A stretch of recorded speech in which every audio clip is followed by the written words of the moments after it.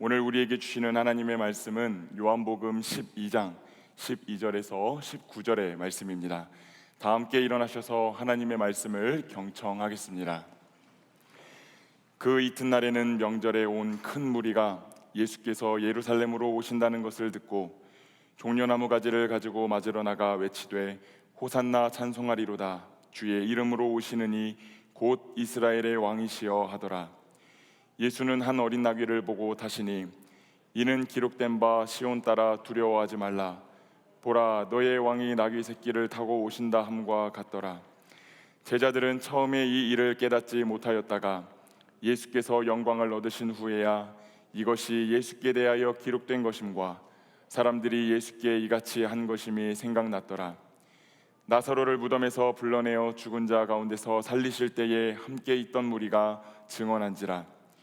이에 무리가 예수를 맞음은 이 표적 행하심을 들었음이러라. 바리새인들이 서로 말하되 볼지어다. 너희 하는 일이 쓸데없다. 보라, 온 세상이 그를 따르는도다 하니라. 아멘.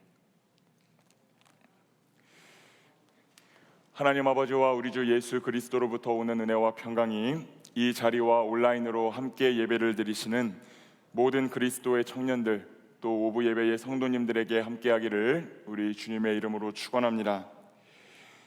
어제 우리 청년 엑체인 브릿지에서 경사가 있었습니다.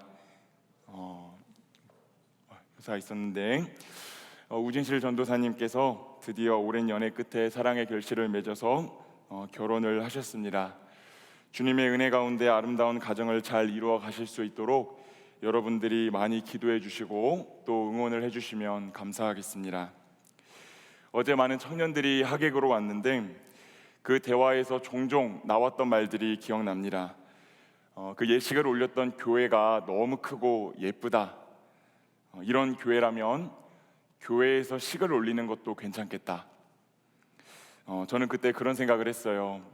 그런 말을 했던 지체들은 적어도 동안교회에서 식을 올리지는 않겠구나. 그런 씁쓸한 생각을 좀 했습니다. 그런데 저는 저도 그 교회를 좀 처음 가봤는데 그 교회에 처음 가서 느꼈던 생각은 문이 정말 많이 있다라는 거였어요. 공간도 엄청나게 큰데 문도 굉장히 많이 있더라라는 것입니다. 어제 정말 귀한 곳에 누추한 제가 가서 부족하게나마 대표 기도를 하게 되었는데 제 기준에서 조금 분주하게 식에 도착했습니다. 얼른 예배 순서 담당자를 만나 뵈어야겠다고 돌아다니는데 공간은 너무 넓고 문은 너무 많으니까 어디로 가야 그 담당자를 만날 수 있는지를 급한 마음으로 찾아 좀 헤맸던 그런 기억이 납니다. 그런데 문득 그 순서를 담당하시는 분을 만나 뵙기 위해서 길을 헤매는 또 여러 개의 문을 건너고 있는 저의 모습을 보며 이상하게 마법의 성이라는 노래의 가사가 떠올랐어요. 마법의 성을 지나 늪을 건너. 죄송합니다. 어둠의 동굴 속 멀리 그대가 보여. 대충 이런 노래입니다. 알아들으셨는지는 모르겠어요. 너무 잘 불러서. 그렇게 저는 수많은 문을 거쳐서 어둠의 동굴 끝에 있는 그대 예배 담당자를 배웠습니다. 신랑과 신부를 만나 뵙기도 전에 예배 담당자를 만나 뵙고 얼마나 감격스럽던지 안도의 한숨을 좀 내쉬었습니다. 그런데 그 과정에서 또 그런 생각을 해보게 되었습니다. 사람이란 무엇일까? 다양하게 정의해 볼 수 있겠지만 그때 저는 사람이 문을 넘는 존재다라는 생각을 해보게 되었습니다. 우리는 하루에도 수십 번씩 문을 넘지요. 학교와 직장을 가기 위해 집문을 나서고 수업을 받기 위해 강의실에 들어갈 때도 문을 통해 들어가고 맡겨진 일을 하고 또 돈을 벌기 위해 사무실에 갈 때도 문을 통해 들어갑니다. 또 건강을 챙기기 위해 헬스클럽에 들어갈 때도 문을 통해 들어갑니다. 또 우리는 공간과 공간을 나누는 문만이 아니라 어떤 시절 또 어떤 시기를 구분짓는 문들도 종종 건너갑니다. 우리는 흔히 어떤 목표를 두고 문을 넘는다라는 말을 자주 합니다. 입시를 할 때도 입시의 문턱을 넘는다라고 표현을 하고 취업을 할 때도 취업 문이 어떻다라는 식으로 표현을 합니다. 심지어 그리스도인들은 천국과 지옥에 대해서 말을 할 때에도 천국문 앞에 섰을 때, 지옥문 앞에 섰을 때 그런 표현을 많이 씁니다. 그러니 사람은 공간과 공간, 또 시간과 시간, 또 시절과 시절을 구분짓는 수많은 문들을 넘어다니는 존재라고 표현을 해도 과언이 아닐 것입니다. 그리고 많은 경우 그 문을 넘고 또 넘고자 하는 이유는 우리가 더 나은 삶을 살기 위함입니다. 무언가를 얻기 위해, 무언가 나에게 도움이 될 만한 것들을 준비하기 위해 수시로 문을 드나들고 문을 넘기 위해 노력한다라는 것입니다. 그런데 오늘 본문을 보면 넘으면 안 되는 문을 넘는 존재를 만나게 됩니다. 오늘은 그 존재에 대해서 한번 이야기를 나누어 보고자 합니다. 오늘 예배는 종려주일을 기념하는 예배로 드려집니다. 종려주일은 이 땅에 오신 예수님께서 새끼나귀를 타시고 예루살렘으로 입성하신 것을 기념하는 주일입니다. 예수님께서는 수많은 겉옷이 펴진 길 가운데로 나귀 새끼를 타고 행진하셨고, 유대인들은 종려나무 가지를 흔들며 호산나 다윗의 자손이여라고 찬양했습니다. 큰 기쁨과 환대 속에서 예수님은 예루살렘 문을 통과하십니다. 그러나 겉으로는 큰 환대와 기쁨이 넘치는 것처럼 보였던 그 문은 기쁨에서 슬픔으로, 환대에서 모진 박해로, 죽음으로 넘어가는, 생명에서 죽음으로 넘어가는 문이었습니다. 그 누구도 넘고 싶어하지 않는 문, 넘으면 돌아올 수 없는 문, 그 누구도 넘을 수 없는 문을 향해 우리 주님은 묵묵히 걸어가셨고 그 문을 건너십니다. 세상의 방식, 우리의 방식으로는 넘지 말았어야 할 문을 넘으셨던 그 이유는 무엇일까요? 예수님이 새끼나귀를 타신 이 종려주일 본문은 마태, 마가, 누가, 요한 이 네 개의 복음서 모두에 기재되어 있습니다. 각각 분량과 세부적인 설명은 조금씩 다르지만 그 복음서의 언어를 모두 가져와 이 종려주일을 묘사해 보면 이렇게 묘사를 해볼 수 있습니다. 먼저 누가복음을 보면 예수님께서는 십자가 고난이 기다리고 있는 그 예루살렘을 향하여 누구보다 앞장서서 걸으셨다라고 표현하고 있습니다. 누가 고난을 대신 짊어달라 떠민 것이 아니라, 등 떠민 것이 아니라 자신이 먼저 몸소 고난을 당하기 위해 그 길을 걸으셨다라고 기록합니다. 마태복음 말씀을 보면 예수님은 갈릴리 나사렛에서 온 선지자라 칭송받았습니다. 갈릴리는 당시 유대 지역에서 가장 북쪽에 있었던 지역으로서 이방의 갈릴리라 멸시 천대받는 지역이었습니다. 나사렛은 그 중에서도 정말 작은 동네였습니다. 이렇듯 그 찬송에 담긴 예수 그리스도는 비천한 모습으로 이 땅에서의 사역을 시작하신 분이라고 증언합니다.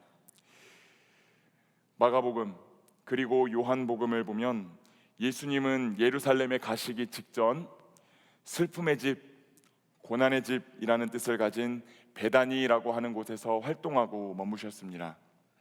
그러니 네 개의 복음서가 묘사하는 그분의 삶은 힘없고 불안한 인생들과 그 시작을 함께 하셨다는 것을 증언합니다.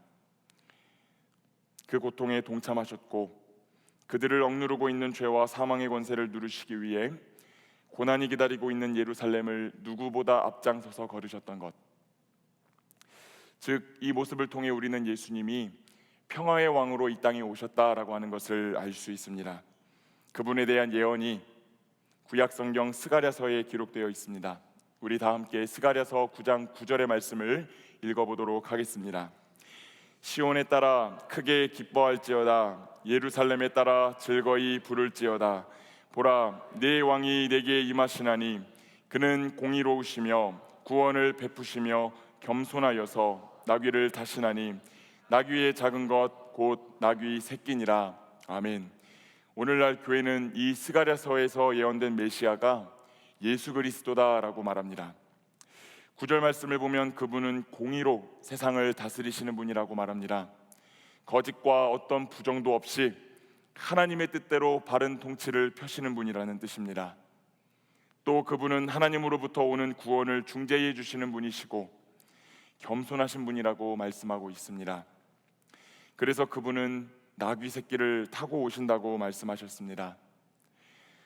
당시의 모든 왕들이 문을 통과할 때 화려한 군마를 탔던 것을 생각해 본다면, 예수님이 새끼 나귀를 타셨던 것은 예수님이 당시 사람들이 생각하는 방식으로 구원을 이루시는 것이 아니라 철저히 하나님의 뜻에 순종함으로 구원을 이루실 것이다 라는 것을 보여주는 것입니다.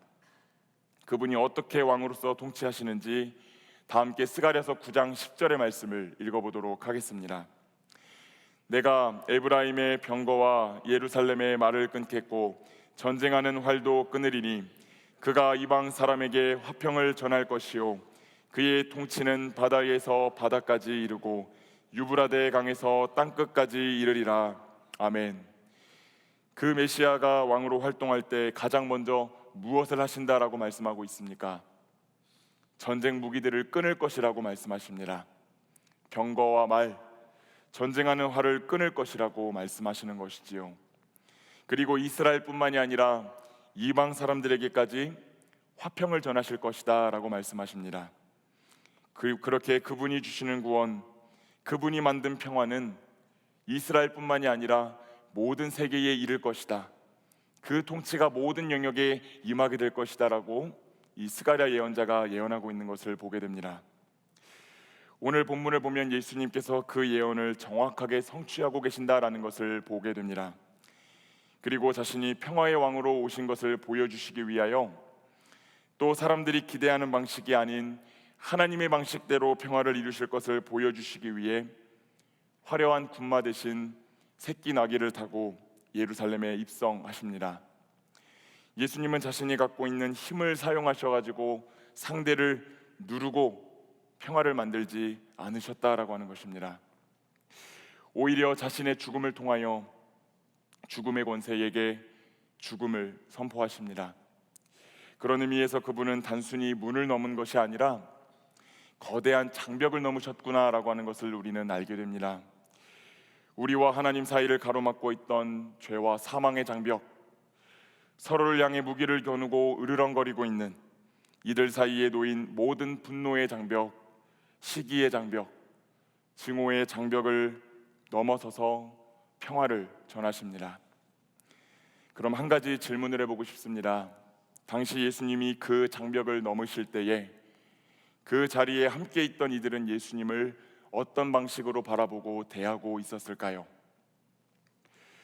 오늘 읽은 요한복음을 보면 예수님이 그 장벽을 넘으실 때 그 자리에 함께 있었던 세 집단에 대해서 말합니다.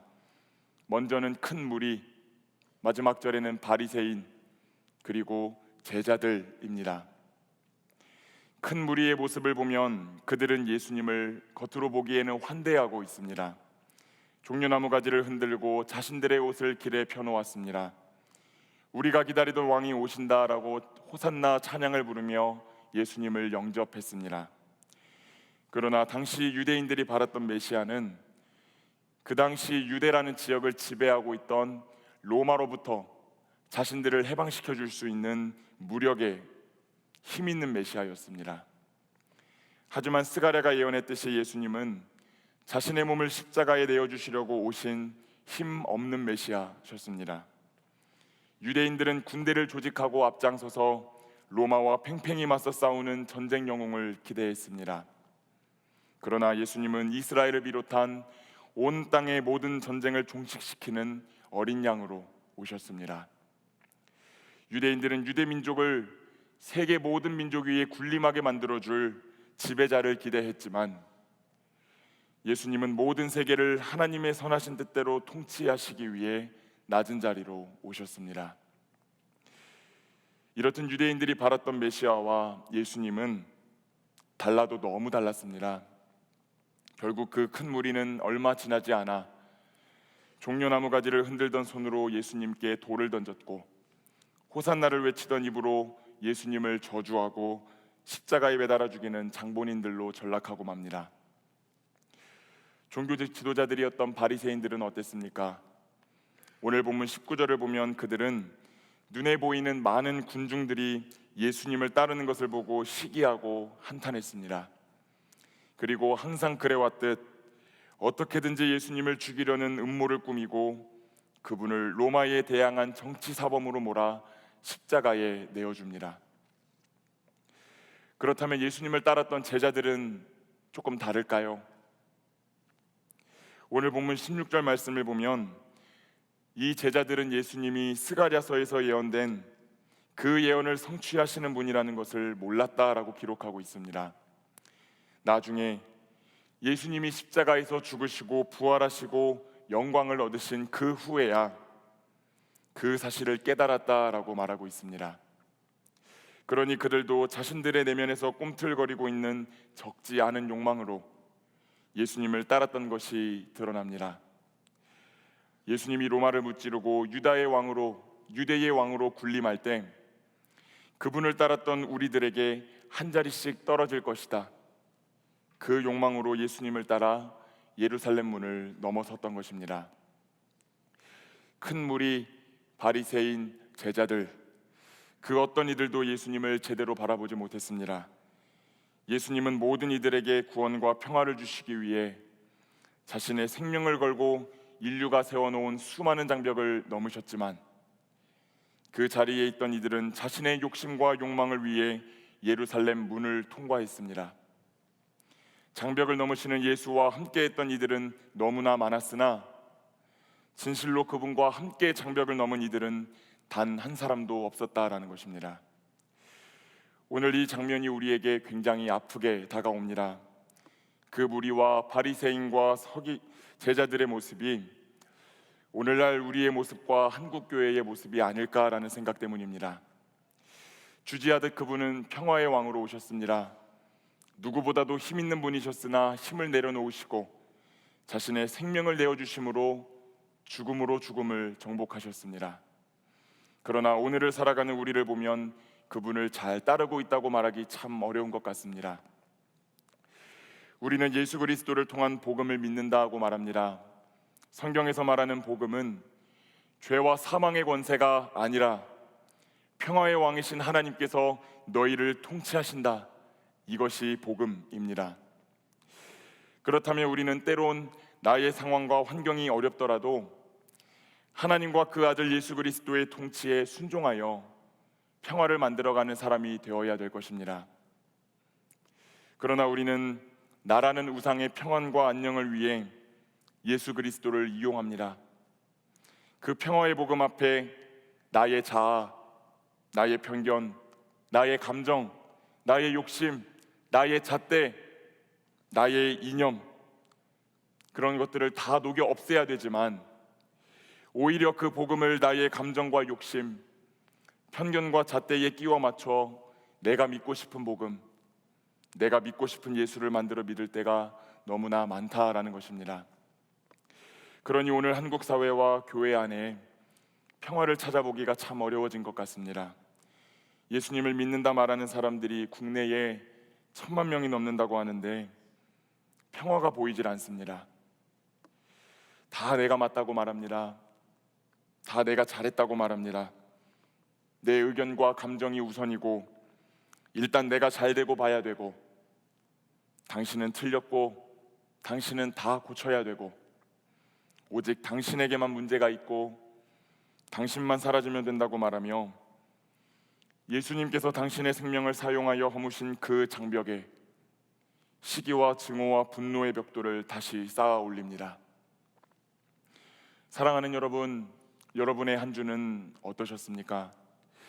여러분의 한 주는 이 예수님을 따라 장벽을 뛰어넘고 허무는 삶이었나요?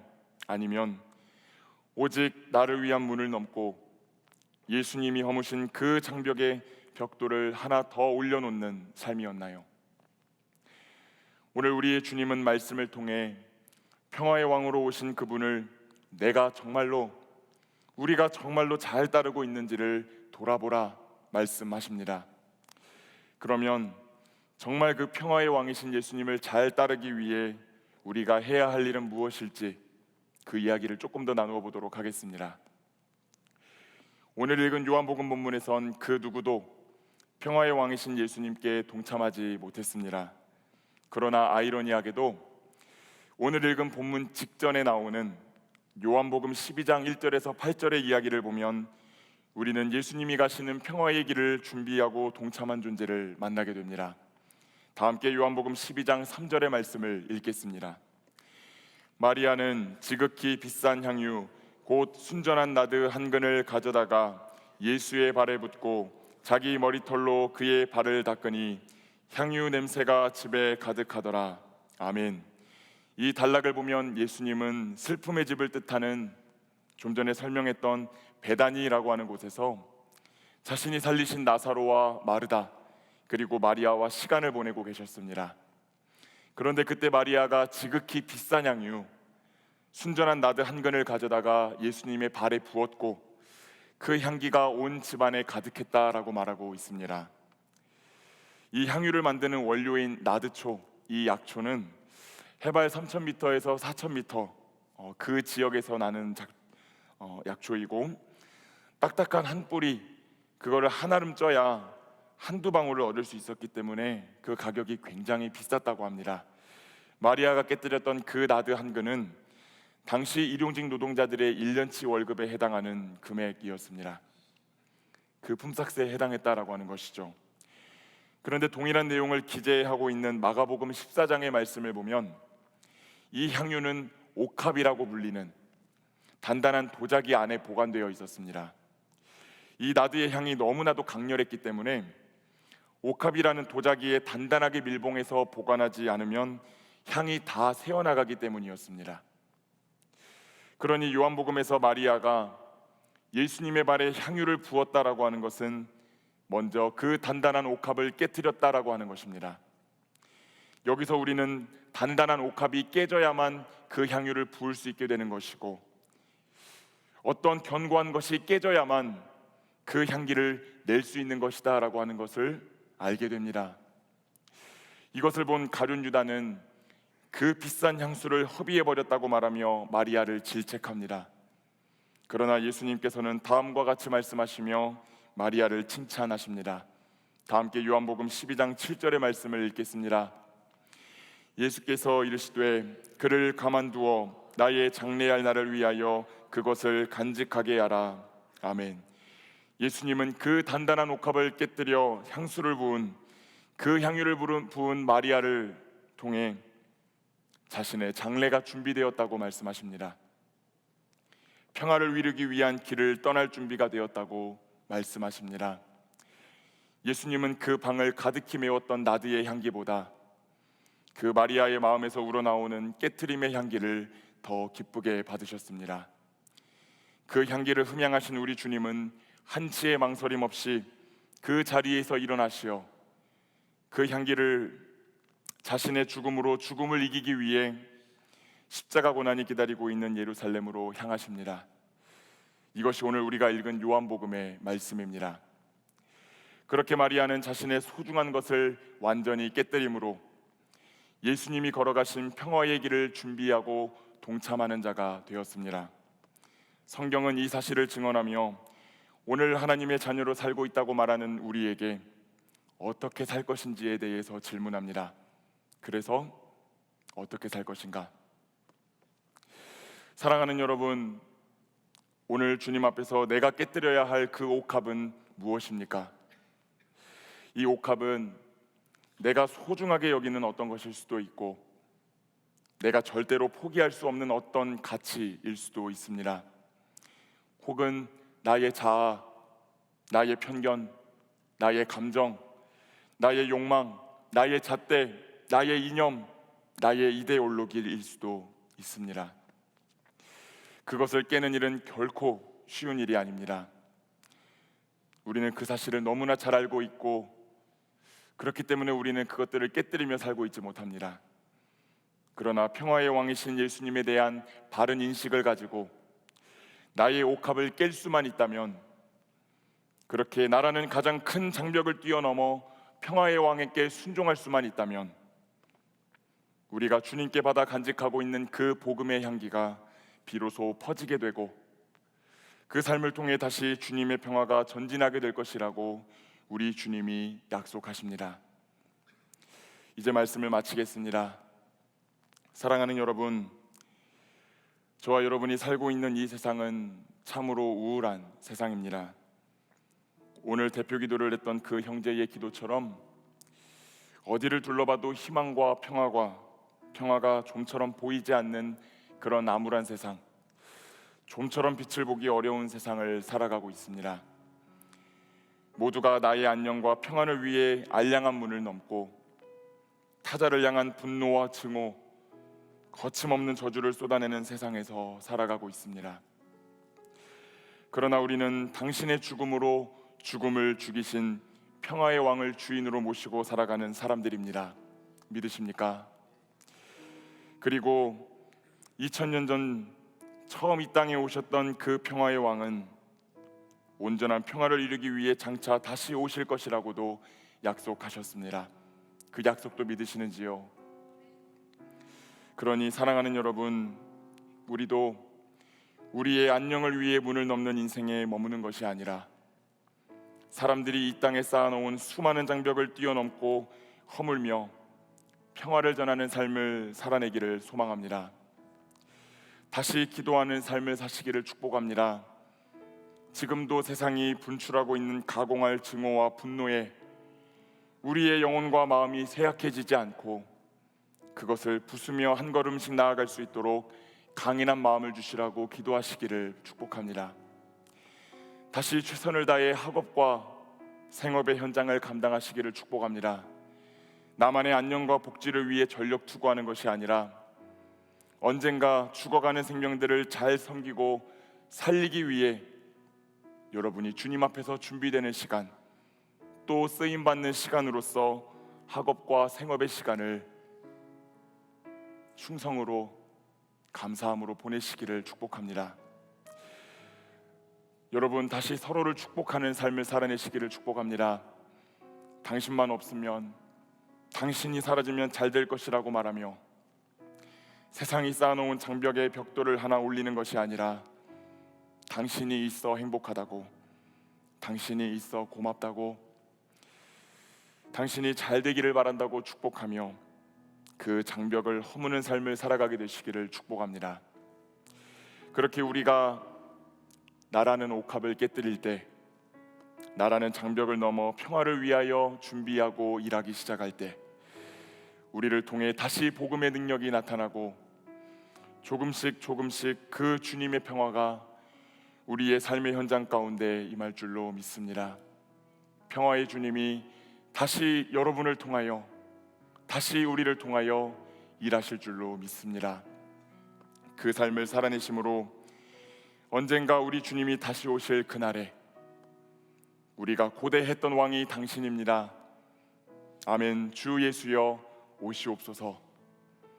그렇게 고백할 수 있는 청년들, 진정한 의미에서 종려나무 가지를 흔들며 그 재림의 주님을 맞이할 수 있는 그리스도의 청년들과 또 오부 예배의 성도님들이 되시기를 우리 주님의 이름으로 축원합니다. 기도하겠습니다. 사랑하는 주님, 주님의 입성을 환호하며 맞아들이던 사람들이 주님을 버렸습니다. 그리고는 고문하고 살해해 버렸습니다. 바로 그 자리에 우리가 있습니다. 그에 따라 우리의 영혼에 엄습하는 어둠의 그림자를 느낍니다. 우리는 이를 감당할 수 없고 또 두렵습니다. 간절히 기도하오니 우리를 불쌍히 여기어 주시옵소서.